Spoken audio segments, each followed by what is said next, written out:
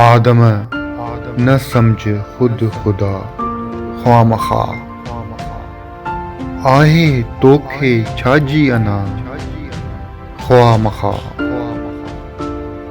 कर खिदमत खल्के खुदा थई रब राज़ी तोखे ना खल्क्यो खुदा ख्वामखा।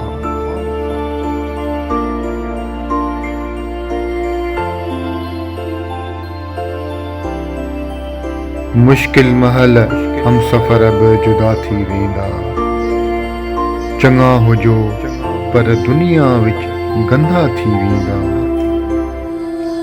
अणॼा तव्हां खां सभु बंदा थी वेंदा शैतान सिफ़त इंसान ॼण ख़ुदा थी वेंदा।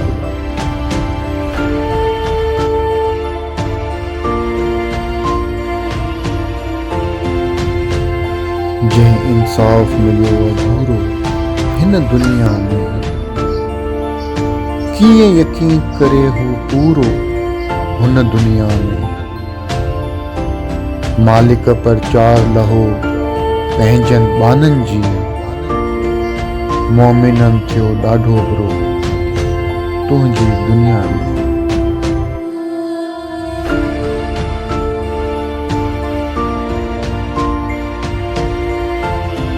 इंसान इंतिशार जो शिकार थी वियो पिटी भॼी बिल्कुलु बेकार थी वियो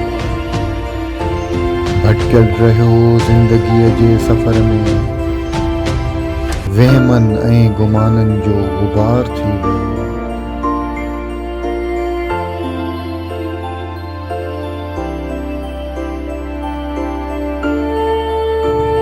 इंसान केॾो ना कमज़ोर बेहाल शल न अचेसि मथां वक़्त जो ज़वाल साहब न अथसि थोरी देरि सहण जी करे थो ख़ुदि ख़तमु करण जो ख़्याल।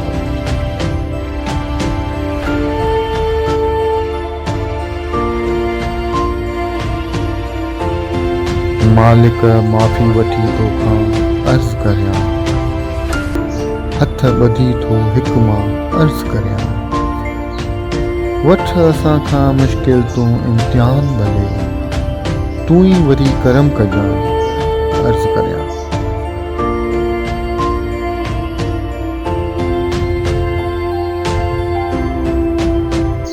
जे अची वियो को इम्तिहान ना उम्मीद थी न कुफ़ुर कजां